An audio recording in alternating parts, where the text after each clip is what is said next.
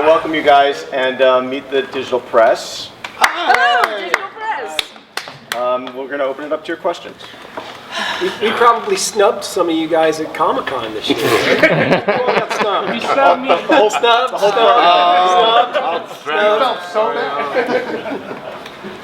Any questions for our Warehouse 13 team?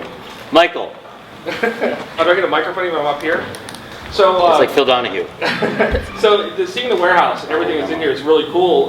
Where do you collect all of this stuff? I mean, do you just go to yard sailing or? God, Franco should be here.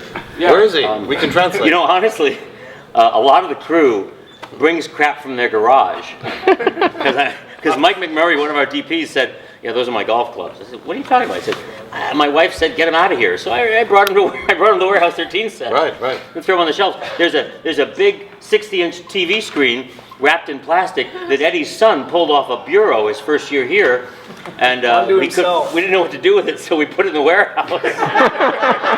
Many actors who tested are somewhere. Yes. Also wrapped in plastic or bronze. But I think it's a combination of flea markets, garage sales. A lot of it's rented. A great deal of it is rented because there have been several pieces that I've asked to buy and they said you couldn't afford it. Mark's taking that home. Ooh, the Maltese Falcon. The Maltese Falcon is in the warehouse. Yeah. Wow. And if you actually get a chance to look at the little, if you guys get a chance to look at the little cards, the art department is very witty, and although there's hardly ever been a close-up, every single card has something to do with its danger, what it is, how it should be handled. We still go around after 4 years here and find stuff that we've never seen before. All of the bronze figures in the bronze sector have cards and histories of, they're all based on real, dangerous, evil people who you don't know very well. Yeah, who are just real. All real people hidden in their bronze in the bronze sector. And they all have oddly shaped noses. So. Yes. Yeah, the art department is in a way our unsung hero. Franco is a genius. I mean, after 35 years of doing movies and television, I have never worked on a show that consistently is this high standard. These guys are amazing. They really love the show and they work really hard. It's beautiful stuff. And you all saw the Pirates set. Franco did that in 5 days. Some of it was repurposed, but a lot of it was built for the thing that all the music. somebody's testicles are playing in the song. It's not me. It is. You have, It is you. you have singing testicles. You can keep saying it's not you while you hold your phone and turn it off. Oh, I have to go. Sorry. What the fuck? I don't know. It's an artifact. Across the universe. We just thought we'd show you what Artie Claudia... seems so knowledgeable in his office, doesn't he? You wouldn't know that he doesn't know how to turn off a phone. He hands it off to Allison. I will say that's the real dynamic. He will.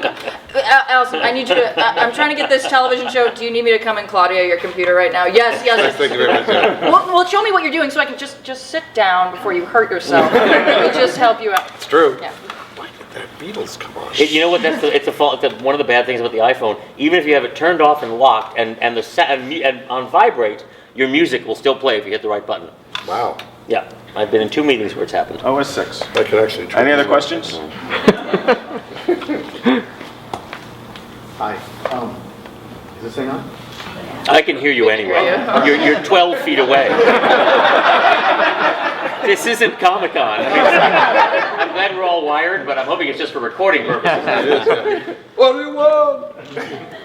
No, I was curious. This season was a lot darker than previous seasons. I mean, how did you guys feel about the direction of the show? Hated it. Fantastic. I mean, I dark is certainly in my wheelhouse, but I think the thing that made this season as dark as it was work is that we didn't lose the humor that peppers every scene, every arc, thanks to this man right here. Yeah, a lot of funny people, but yeah. So, honestly, I don't like doing comedy without darkness. And I don't like doing darkness without comedy because I feel like they both feed on each other. I think we were just doing what we were talking about just today. We did a moment where we added a comedic beat where all of them were being strangled to death, and we did a comedic moment in the middle of it because, to me, that's where comedy lives its strongest and its most real, is when because otherwise it's just a joke. And if you're making a joke in the face of death, you're making the joke in the face of danger, then it's a survival technique. It's the way Pete and Micah and all of our characters, it's the way they survive. They make jokes to get through this dangerous life that they lead. And coincidentally, it's also fun for you to watch. So I feel like the darker we go, the more chance we can take to make a broader leap into something that is humorous. I won't say a joke, but I will say that we try to find humor in every situation. You know, so that it isn't all just, because if it's relentless darkness, then it's just melodrama, and that's not something I'm very good at. It will maybe there are other writers who can do that. I can't. If I don't have some sort of moment of release, I can't get through it. I feel like I'm just writing soap.